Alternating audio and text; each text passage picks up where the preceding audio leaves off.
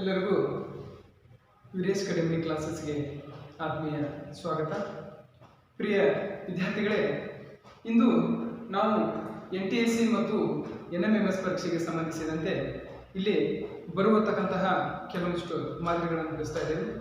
ಇದನ್ನು ಇದೇ ತಿಂಗಳು 23ರಂದು ನಡೆದಂತಹ ಜಾರ್ಖಂಡ್ ಒಂದು ರಾಜ್ಯದಲ್ಲಿ NTSC ಪರೀಕ್ಷೆಯಲ್ಲಿ ಕೇಳಿದ್ದಾರೆ. ಸೊ ಆ ಪ್ರಶ್ನೆ ಪತ್ರಿಕೆಯನ್ನು ಇಲ್ಲಿ ಮುಗಿಸ್ತಾ ಇದ್ದಾರೆ. ಸೊ ಇಲ್ಲಿ ನಾವು NTSC ಪರೀಕ್ಷೆಯಲ್ಲಿ JPS ಅಂದರೆ ಈ ಮೆಂಟಲ್ ಎಬಿಲಿಟಿಯಲ್ಲಿ ಬರುವತಕ್ಕಂಥ ಒಂದು ಪ್ರಶ್ನೆ ಈ ರೀತಿಯಾಗಿ ಬರುತ್ತೆ. ಯಾವುದು ಅಂದರೆ ಅಕ್ಷರಗಳ ಮಾತೃಕೆ ಅಂತ ಪ್ರಶ್ನೆಗಳು ಬರ್ತವೆ, ಅಂಕಿಗಳ ಮಾತೃಕೆ ಅಂತಲೂ ಬರ್ತವೆ, ಅದನ್ನು ನಿಮಗೆ ಹೇಳ್ತೀನಿ, ಮತ್ತು ಮಾತೃಕೆಗಳಂತಲೂ ಬರ್ತವೆ. ಸೊ ಇವೆಲ್ಲ ವಿಡಿಯೋಗಳು ನಮ್ಮ ವಿರೇಸ್ ಅಕಾಡೆಮಿ ಕ್ಲಾಸಸ್ ಯೂಟ್ಯೂಬ್ ಚಾನಲಲ್ಲಿ ನಿಮಗೆ ಲಭ್ಯವಿದೆ. ಸೊ ಆದ್ದರಿಂದ ಆ ವಿಡಿಯೋಗಳನ್ನು ನೋಡಿ ನಿಮಗೆ ಪರೀಕ್ಷೆಯಲ್ಲಿ ಸರಳವಾಗ್ತದ, ಇಲ್ಲಿ ಸುಲಭವಾದ ಮಾರ್ಗದಲ್ಲಿ ಸರಳವಾಗಿ ಅರ್ಥವಾಗುವಂತೆ ನಿಮಗೆ ತಿಳಿಸ್ಕೊಟ್ಟಿದ್ದೀನಿ. ಸೊ ಅದೇ ರೀತಿ ಇಲ್ಲಿ ನಾವು 11ನೇ ವಿಡಿಯೋ, ಈ 11ನೇ ವಿಡಿಯೋದಲ್ಲಿ ಮಾತೃಕೆಗಳ ಬಗ್ಗೆ ಹೇಳ್ತಾ ಇದ್ದೀನಿ. ಸೊ ಈ ಮಾತೃಕೆದಲ್ಲಿ 3 ವಿಡಿಯೋಗಳು ಬರ್ತವೆ. ಇದರಲ್ಲಿ ಅಕ್ಷರಗಳ ಮಾತೃಕೆ ಅಂತ ಬರುತ್ತೆ, ನೆಕ್ಸ್ಟ್ ಆದ ನಂತರ ಅಂಕಿಗಳ ಮಾತೃಕೆ ಅಂತ ಬರುತ್ತೆ, ಅದೇ ನಂತರ ನಿಮ್ಗೆ 10ನೇ ತರಗತಿ 8ನೇ ತರಗತಿ ಅಲ್ಲಿ ಬರುವತಕ್ಕಂಥ ಮಾತೃಕೆಗಳನ್ನು ನಿಮ್ಗೆ ಏನಾಗುತ್ತೆ ಇಲ್ಲಿ 3 ರೀತಿಯಾಗಿ 2 ವಿಡಿಯೋ ಮಾಡಿ ನಿಮ್ಗೆ ಬಿಡ್ತೀನಿ. ಸೊ ಹಾಗಾದ್ರೆ ಇನ್ನು ನಮ್ಮ ಚಾನಲ್ ಅನ್ನು ಯಾರು ಸಬ್ಸ್ಕ್ರೈಬ್ ಮಾಡಿಲ್ಲ, ಸಬ್ಸ್ಕ್ರೈಬ್ ಮಾಡಿ, ಲೈಕ್ ಮಾಡಿ, ಶೇರ್ ಮಾಡಿ. ಹಾಗಾದ್ರೆ ಇಲ್ಲಿ ನಾವು ನೋಡೋಣ ವಿದ್ಯಾರ್ಥಿಗಳೇ, ಏನಿದೆಪ್ಪ ಅಂದ್ರೆ ಇಲ್ಲಿ ಅಕ್ಷರಗಳ ಮಾತೃಕೆ ಅಂತ ಕೇಳಿದ್ದಾರೆ.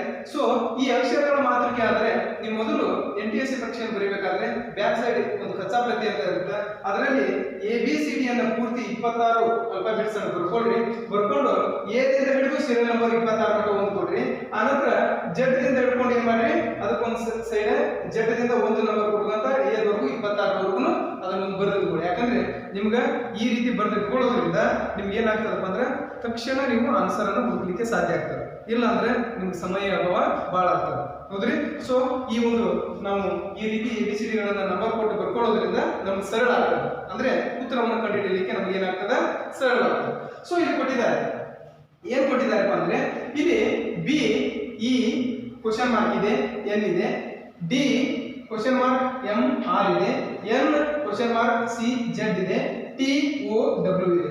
ಸೊ ಇದರಲ್ಲಿ ಕೆಲವೊಂದಿಷ್ಟು ಏನಾಗಿದೆಪ್ಪ ಅಂದ್ರೆ ಕ್ಯಾಪಿಟಲ್ ಲೆಟರ್ಸ್ ಇದೆ, ಇನ್ ಕೆಲವೊಂದಿಷ್ಟು ಸ್ಮಾಲ್ ಲೆಟರ್ಸ್ ದಲ್ಲೂ ನಿಮ್ಗೆ ಏನ್ ಮಾಡಿದ್ದಾರೆ, ಕೊಟ್ಟಿದ್ದಾರೆ, ಹೌದು?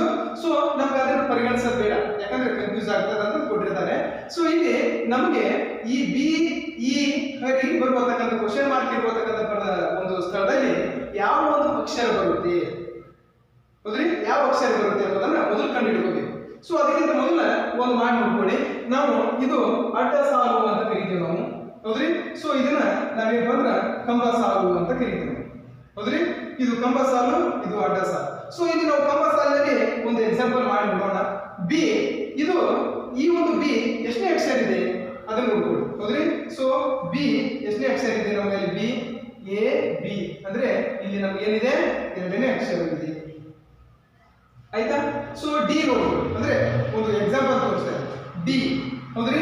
D ಎಷ್ಟನೇ ಅಕ್ಷರ ಇದೆ ಇಲ್ಲಿ? A B C D ಅಂದ್ರೆ ಎಷ್ಟನೇ ಅಕ್ಷರ ಬಂತು? 4ನೇ ಅಕ್ಷರ ಬಂತು. ಕ್ಲಿಯರ್? ಸೊ ಅನಂತರ N ನೋಡಿ, ಈ N ಎಷ್ಟನೇ ಅಕ್ಷರ ಇದೆ ABCD ಯಲ್ಲಿ? ಇಲ್ಲಿದೆ, 14ನೇ ಅಕ್ಷರ ಇದೆ, ಹೌದು? ಸೊ 14, ಆಯ್ತಾ?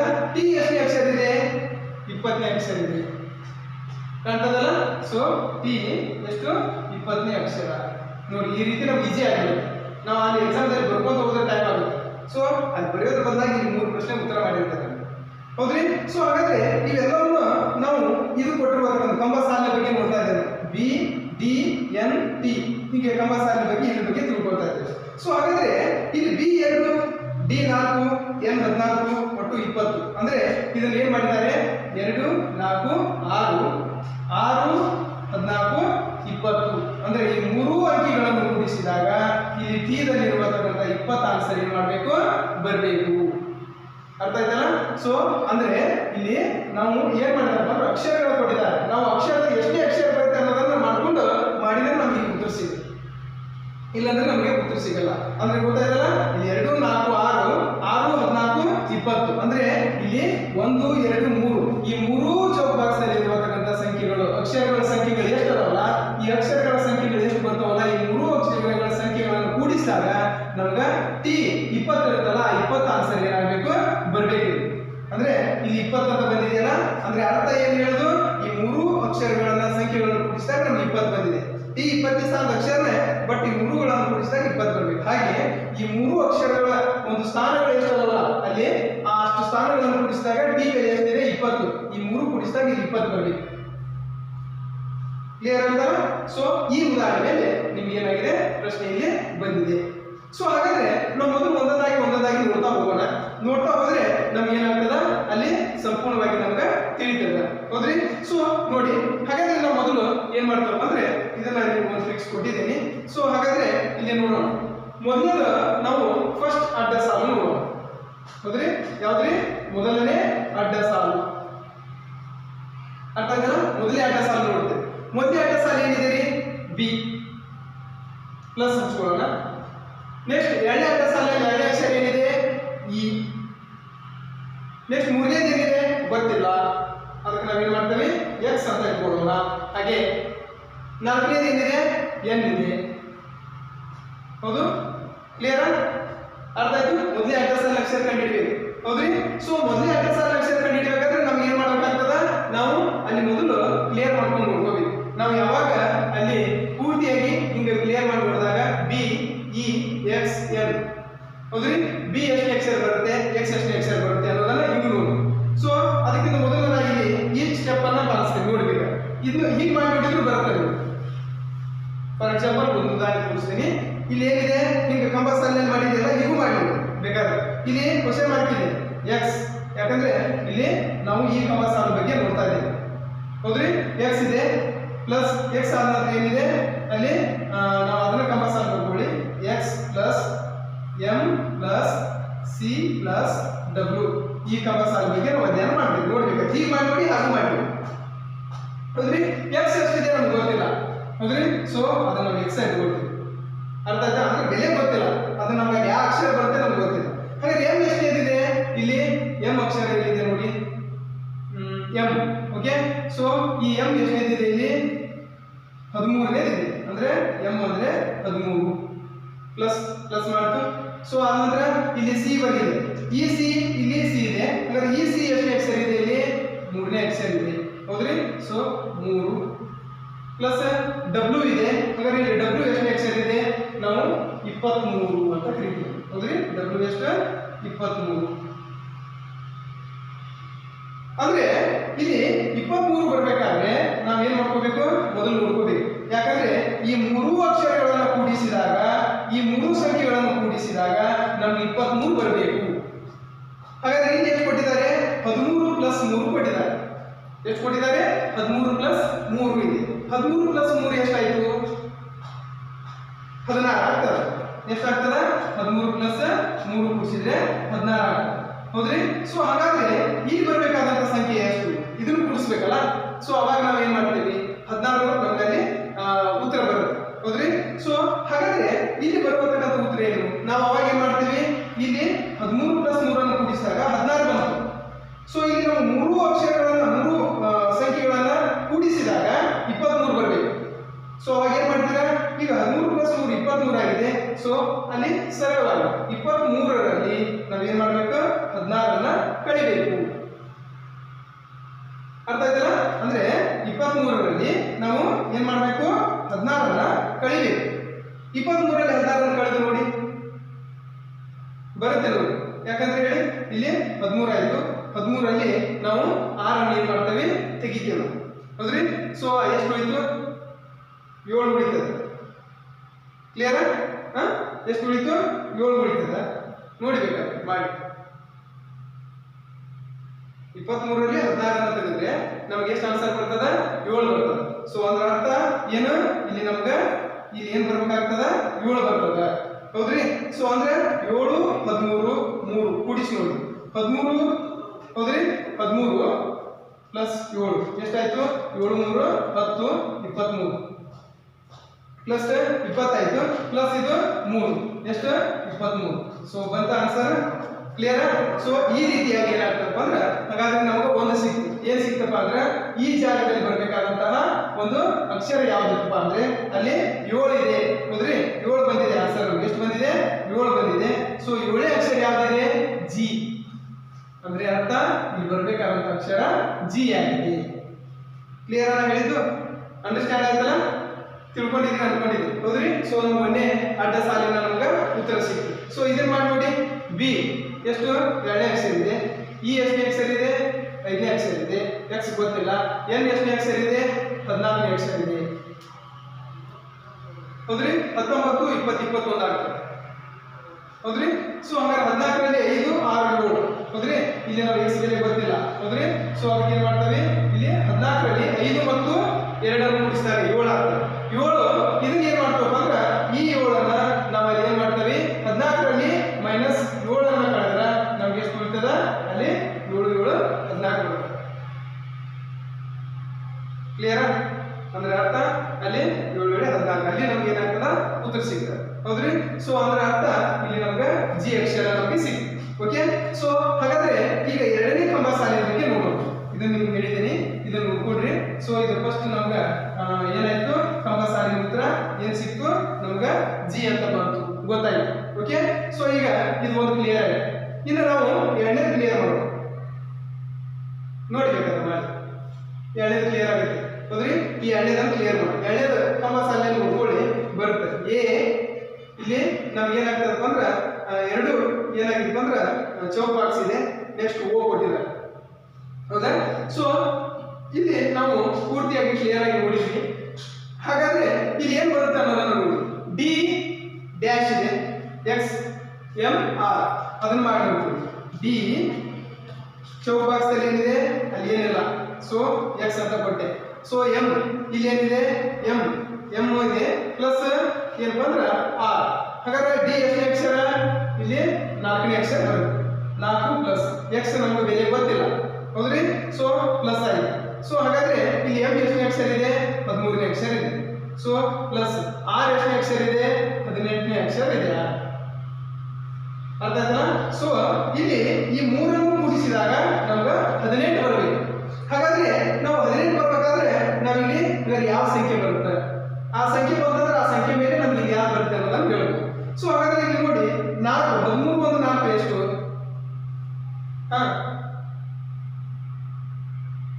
17 ಆಗ್ತದೆ. ಹೌದ್ರಿ? ಕ್ಲಿಯರ್?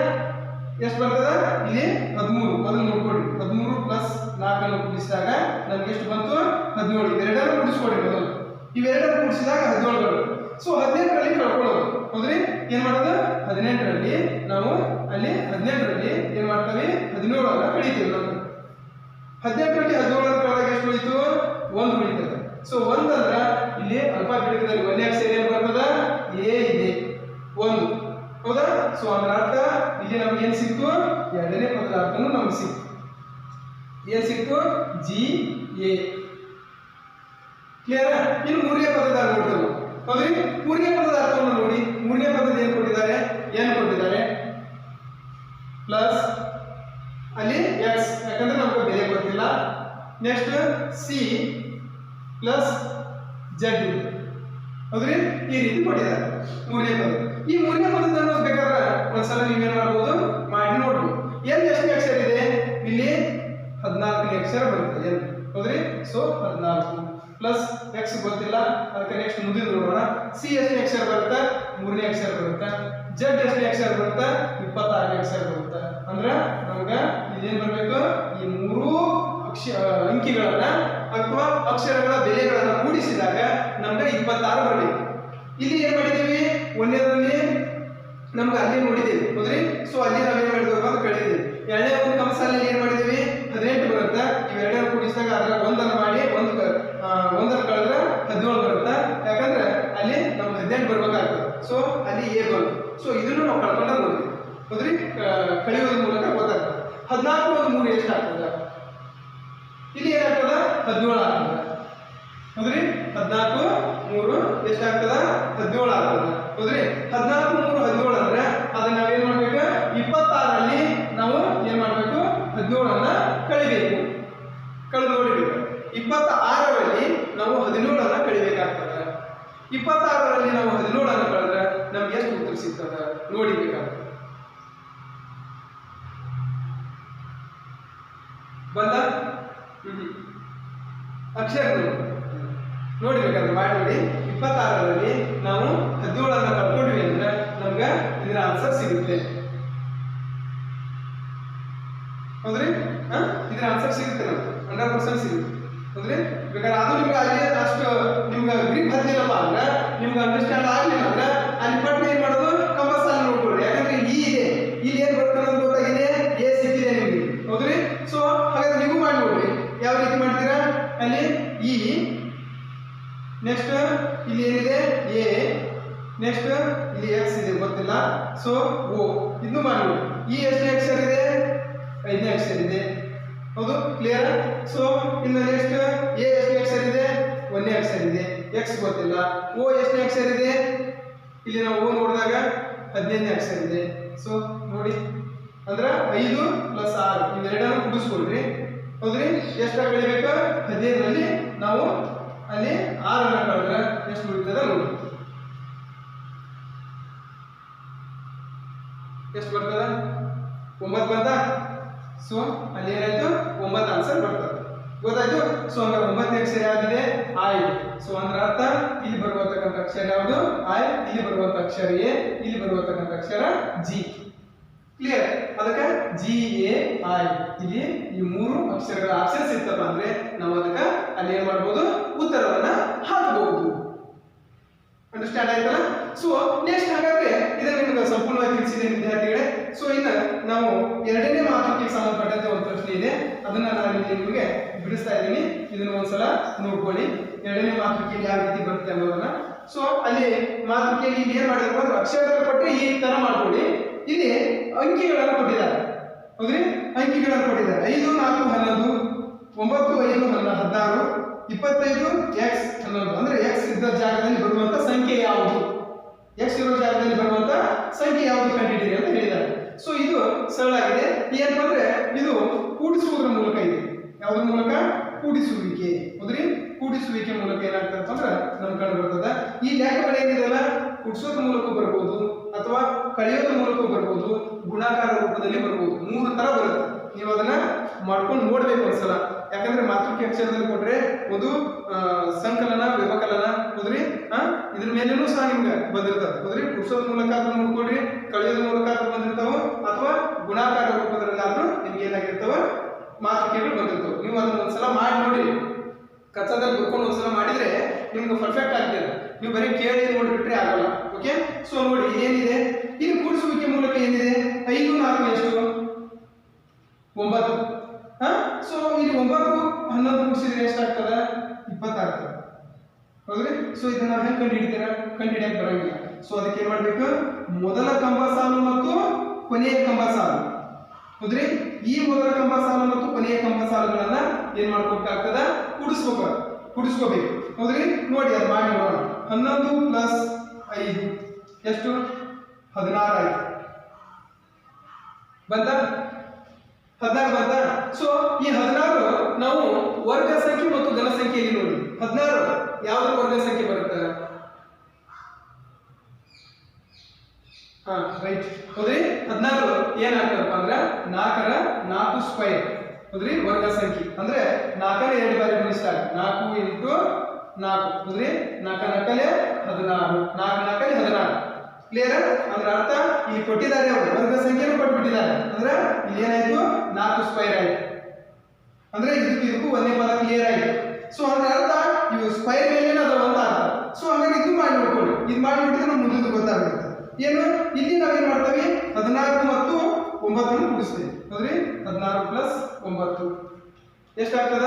16 + 9 ಕೂಡಿಸಿದಾಗ 19, 25 ಆಗ್ತದೆ. ಎಷ್ಟಾಗ್ತದ? 25. ಹೌದ್ರಿ? 25 ಇದರ ವರ್ಗ ಸಂಖ್ಯೆಯನ್ನು ನೋಡಿದಾಗ ಏನಾಗ್ತದ? ಎಷ್ಟು ಬರ್ತದೆ? 25. ಓಕೆ. ಎಷ್ಟು? 5 ಸ್ಕ್ವೇರ್ ಬರ್ತದೆ. ಅಂದ್ರೆ 5 × 5 × 5 25. ಅಂದ್ರೆ 5 ವರ್ಗ ಸಂಖ್ಯೆಯನ್ನು ಕೊಟ್ಟಿದ್ದಾರೆ. 25ರ ವರ್ಗ ಸಂಖ್ಯೆ 5. ಹೌದ್ರಿ? 16 ವರ್ಗ ಸಂಖ್ಯೆ 4. ಗೊತ್ತಾಯ್ತಾ? ಸೊ ಹಾಗಾದ್ರೆ ಇಲ್ಲಿ 4, 5 ವರ್ಗ ಸಂಖ್ಯೆ ಕೊಟ್ಟಿದ್ದಾರೆ ಅಂದ್ರೆ ಇಲ್ಲಿ 6 ಅಂತ ಕಂಪಲ್ಸರಿ ಕೊಟ್ಟಿರ್ತಾರೆ. ಅದು ನಮ್ಗೆ ಅವಶ್ಯಕವಾಗಿ ಗೊತ್ತಾಗಬೇಕು. ಸೊ ಅದನ್ನ ಒಂದ್ಸಲ ಮಾಡಿ ನೋಡಿ. ಈ 11 ಮತ್ತು 25 ಕೂಡಿಸ್ಕೊಂಡು ಹೌದ್ರಿ? 25 + 11 ಕೂಡಿಸಿದಾಗ ಎಷ್ಟು ಬರುತ್ತೆ ನೋಡಿ? ಎಷ್ಟು ಬಂತು? 36 ಬಂತು. ಹೌದು. ಸೊ 36 ಇದ್ರ ವರ್ಗ ಸಂಖ್ಯೆಯನ್ನು ನೋಡ್ಕೊಂಡಾಗ ಎಷ್ಟು ಬರುತ್ತೆ ನಮಗೆ? ಅಲ್ಲಿ 5 ಇದೆ, ಇಲ್ಲಿ 4 ವರ್ಗ ಸಂಖ್ಯೆ ಇದೆ, ಇಲ್ಲಿ 5 ವರ್ಗ ಸಂಖ್ಯೆ ಇದೆ, ಇಲ್ಲಿ ಏನು ಬರುತ್ತಾ 6 ಸ್ಕ್ವೇರ್ ಬರುತ್ತೆ. ಹೌದ್ರಿ? ಅಂದ್ರೆ 6 × 6 6 ಆಗಲೇ 36. ಕ್ಲಿಯರ್? ಅಂದ್ರೆ ಅರ್ಥ ಇಲ್ಲಿ 4 ವರ್ಗ ಸಂಖ್ಯೆ ಬಂತು, ಇಲ್ಲಿ 5 ವರ್ಗ ಸಂಖ್ಯೆ ಬಂತು, ಇಲ್ಲಿ 6 ವರ್ಗ ಸಂಖ್ಯೆ ಬಂತು. ಸೊ ಅಂದ್ರೆ ಇಲ್ಲಿ ನಮ್ಗೆ ಎಷ್ಟು ಬರಬೇಕಾಗ್ತದ ಸಂಖ್ಯೆ? ಇಲ್ಲಿ 6 ಬರ್ತದ. ಕ್ಲಿಯರ್? ನೋಡಿ ಎಷ್ಟು ಸರಳವಾಗಿದೆ. ಇಷ್ಟೇ. ಅದನ್ನ ನಾವು ನಿಮಗೆ ಮೊದಲೇ ಹೇಳಿದ್ದೀನಿ, ವರ್ಗ ಸಂಖ್ಯೆ ಮತ್ತು ಘನ ಸಂಖ್ಯೆಗಳ ಬಗ್ಗೆ ನಿಮಗೆ ಜ್ಞಾನ ಇರಲಿ, ಅದೇ ರೀತಿ ಅಕ್ಷರಗಳ ಬಗ್ಗೆ ಒಂದು ಸ್ವಲ್ಪ ಗಮನ ಇರಲಿ. ಹೌದ್ರಿ? ಇದಿದ್ದಾಗ ನೀವು ಖಂಡಿತವಾಗ್ಲೂ ಅಲ್ಲಿ ಪರೀಕ್ಷೆಯಲ್ಲಿ ಯಶಸ್ಸನ್ನು ಸಾಧಿಸ್ತಾರೆ. ಸುಮಾರು ನಿಮ್ಗೆ 9 ಪ್ರಶ್ನೆಗಳು ಬಂದಿರ್ತವೆ. ಅಕ್ಷರಗಳ ಮೇಲೆ, ಅಂಕಿಗಳ ಮೇಲೆ, ಮಾತೃಕೆ ಬಹಳ ಎಚ್ಚರಿಕೆಯಿಂದ ಇಷ್ಟು ಸರಳವಾಗಿದೆ. ಇದನ್ನ ಒಂದ್ಸಲ ಮಾಡಿ ನೋಡಿ. ಸೊ ಲಾಸ್ಟಿಗೆ ನಾನು ಇನ್ನೊಂದು ಎರಡು ಅಭ್ಯಾಸ ಹಾಕ್ತೇನೆ. ಸೊ ಅದನ್ನ ಮಾಡಿ ನೀವು ಕಾಮೆಂಟ್ ಮೂಲಕ ನಮಗೆ ತಿಳಿಸಿ ಎಷ್ಟು ಬರುತ್ತೆ ಆನ್ಸರ್, ಯಾವ್ದು ಆಪ್ಷನ್ಸ್ ಬರುತ್ತೆ ಅಂತ. ಓಕೆ. ಸೊ ಹಾಗಾದ್ರೆ ನೆಕ್ಸ್ಟ್ ನಾವೇನ್ ಮಾಡೋಣ, ಮುಂದಿನದಾಗಿ ನೋಡೋಣ. ಸೊ ಮುಂದಿಂದ ನೋಡೋದಕ್ಕಿಂತ ಮೊದಲ ನಾವು ಇಲ್ಲಿ ನೋಡಿ ಯಾವ ರೀತಿ ಮುಂದಿಂದ ನಾವು ಕ್ವಶನ್ ಬರುತ್ತೆ ಅನ್ನೋದನ್ನ ಅಧ್ಯಯನ ಮಾಡೋಣ.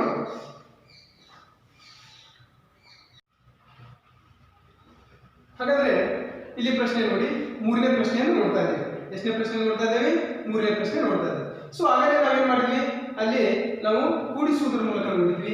ಇಲ್ಲಿ ಏನಾಗ್ತದ, ಗುಣಾಕಾರದ ರೂಪದಲ್ಲಿ ನಮ್ಗೆ ಕಂಡು ಬರ್ತದೆ. ಯಾವ ರೂಪದಲ್ಲಿ ಕಂಡು ಬರ್ತದ? ಇದು ಗುಣಾಕಾರ. ಹೌದ್ರಿ? ಇಲ್ಲಿ ಒಂದು ಗುಣಾಕಾರ ರೂಪದಲ್ಲಿ ನಮ್ಗೆ ಏನಾಗ್ತದೆ ಅಂದ್ರೆ ಇಲ್ಲಿ ನಮ್ಗೆ ಈ ಪ್ರಶ್ನೆ ಕಂಡು ಬರ್ತದೆ. ಸೊ ಅದ್ರ ಬಗ್ಗೆ ನಾವು ಒಂದು ಸ್ವಲ್ಪ ಗಮನ ಇಟ್ಟು ನೋಡಿ. ಈ ಗುಣಾಕಾರದ ರೂಪದಲ್ಲಿ ಬರುವಂತಕ್ಕಂಥ ಈ ಪ್ರಶ್ನೆಯಲ್ಲಿ 3 ಇದೆ, 2 4 8 1 3 2 x 3. x ಅಂದ್ರೆ ಇಲ್ಲಿ ಬರುವಂತ ಸಂಖ್ಯೆ ಯಾವುದು ಕಂಡುಹಿಡಿ ಅಂತ ಹೇಳಿದ್ದಾರೆ. ಹೌದು. ಸೊ ಹಾಗಾದ್ರೆ ಇಲ್ಲಿ ಮಾಡಿ ನೋಡಿ ಒಂದ್ಸಲ.